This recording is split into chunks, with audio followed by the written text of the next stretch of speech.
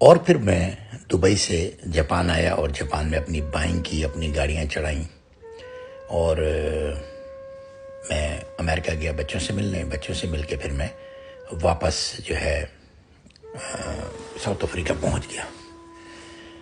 South Africa में क्योंकि भाई जा चुका था और जो मेरे मामू थे वो भाई के जाने से पहले ही उनको इतना तंग किया गया था, इतना तंग कि वो इस्तीफ़ा दे के और रिज़ाइन करके पाकिस्तान चले गए थे। अब मेरे पास साउथ अफ्रीका में भी जो टीम बची थी उसमें से मैंने छोटे भाई को तो दुबई भेज दिया था। अब मेरे पास बहुत कम लोग बचे थे। एक मेरा भांजा था, एक मैं था और 10-12 लड़के, और जो स्टाफ था वो तो था, तो हम 15-17 लोग थे। दोबारा से हम लोगों ने स्टैंड किया काम को और दोबारा से करना शुरू हो गए और वो भांजा भी मेरे साथ ही लगा रहा। वो भांजा मेरा जो है ना काफ़ी मेहनती था, मेहनती के साथ बहुत रफ है वो, ना कालों से डरता था ना कोई छोटे मोटे काम है। वो जो है ना बहुत ही रफ। तो फिर जाहिर है वो इंचार्ज बन गया, हालांकि उसको आए हुए अभी साल भर हुआ था, तो वो इंचार्ज बन गया और वो चलाने लगा और मैं ऑफिस में बैठने लगा। साउथ अफ्रीका में मैं आपको बताऊं कि 2004-5 के बाद, 6 के बाद से ना प्रॉब्लम आनी शुरू हुई कि जो कस्टमर आके हमसे गाड़ियां लेते थे ना, वो कस्टमर का कुछ ऐसा हो गया कि वहाँ की गवर्नमेंट ने को जो है ना टोयोटा कंपनी वहाँ पे थी साउथ अफ्रीका, डरबन में ही। टोयोटा वालों की गाड़ियाँ कम बिकती थी और हम जो लोकल जो 180 कंपनियाँ थी उसकी गाड़ियाँ बहुत बिकती थी।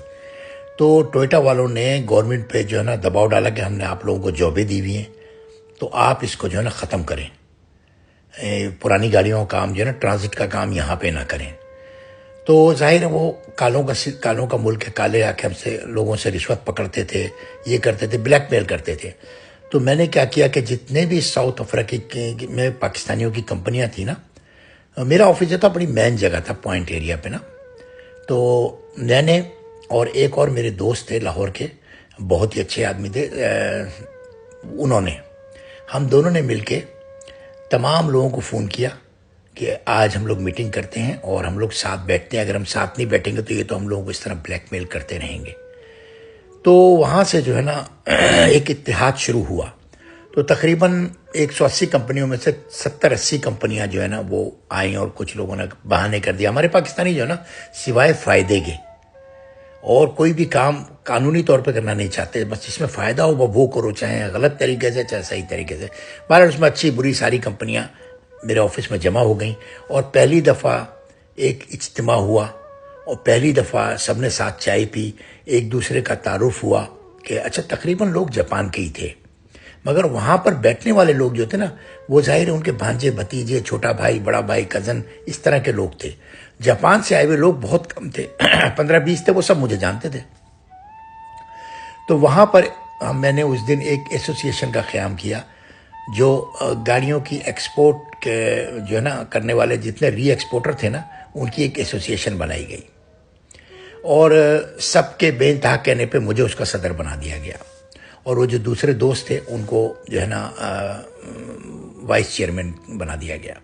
और फिर इसी तरह एक साहब थे वो जनरल सेक्रेटरी बन गए, एक साहब थे वो बन गए। ऐसे 6-7 आदमी का ग्रुप बना दिया गया कि जिसके अंदर गवर्नमेंट अगर हमें ये कहती है कि आप अपनी गाड़ियां जो है ना ट्रक पे रख के लेके जाओ, चला के लेके मत जाओ, तो इससे हमारे जो है ना काम पे बहुत असर पड़ता।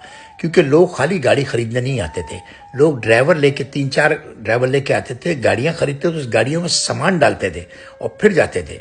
तो और उनका जाने का खर्चा भी बच जाता था, उसी पेट्रोल में सब हो जाता था, तो उनको बहुत फ़ायदा होता था। तो वो कस्टमर जो आसपास के कंट्रियों से आके डरबन से गाड़ियां खरीदते थे ना, उनका आना खतरे में पड़ जाता।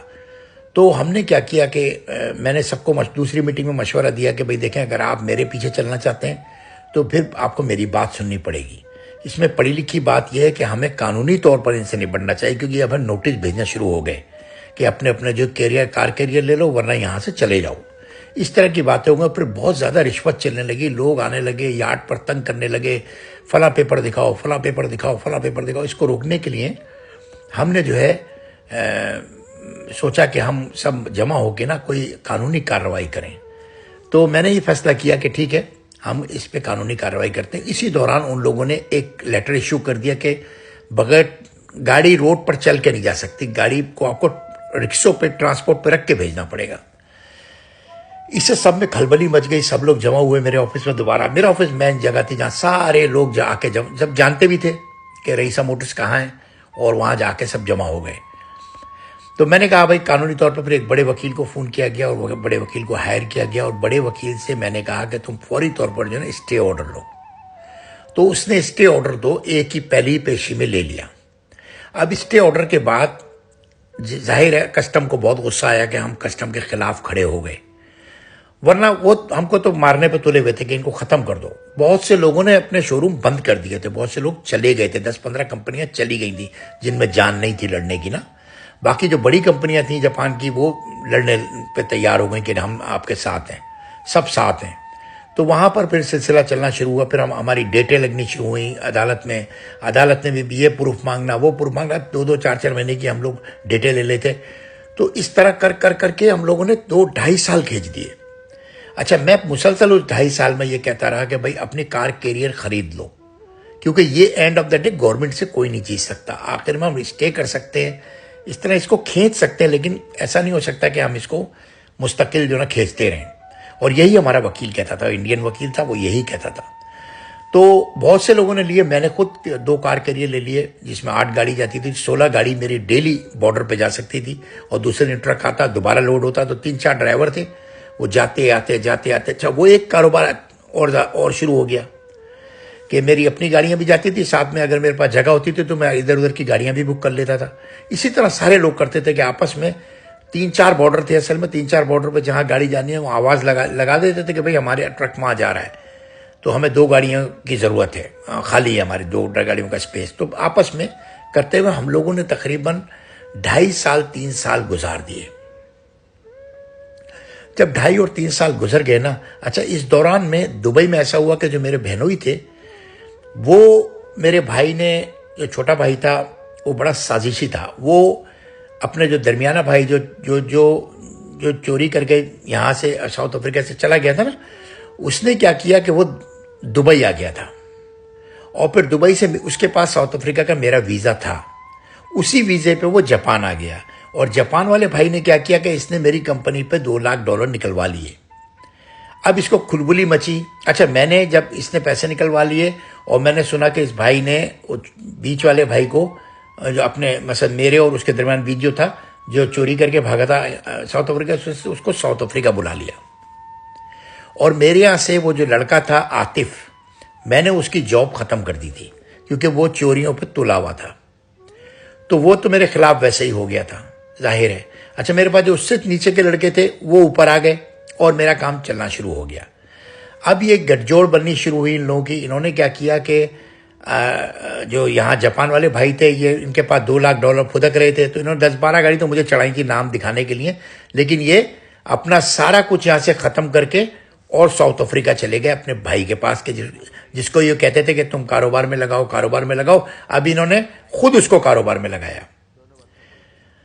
ये साउथ अफ्रीका पहुंचे, मेरा इनसे राब्ता खत्म हो गया। मैंने साउथ अफ्रीका में भी इनकी तरफ नहीं देखा, मैं अपने काम से काम रखता, अपने काम से काम में लगा रहता। और उसके बाद मैं इन दोनों भाइयों की स्टोरी मेरे से अलग हो गई, ना ही वो आतिफ मुझसे कांटेक्ट में रहा। मेरे बहनोई दुबई से अपनी जॉब छोड़ के कि यार बड़ा मुश्किल काम है और ये और जो, उनके लिए कारोबार किया था मैंने, खैर वो छोड़ के चले गए।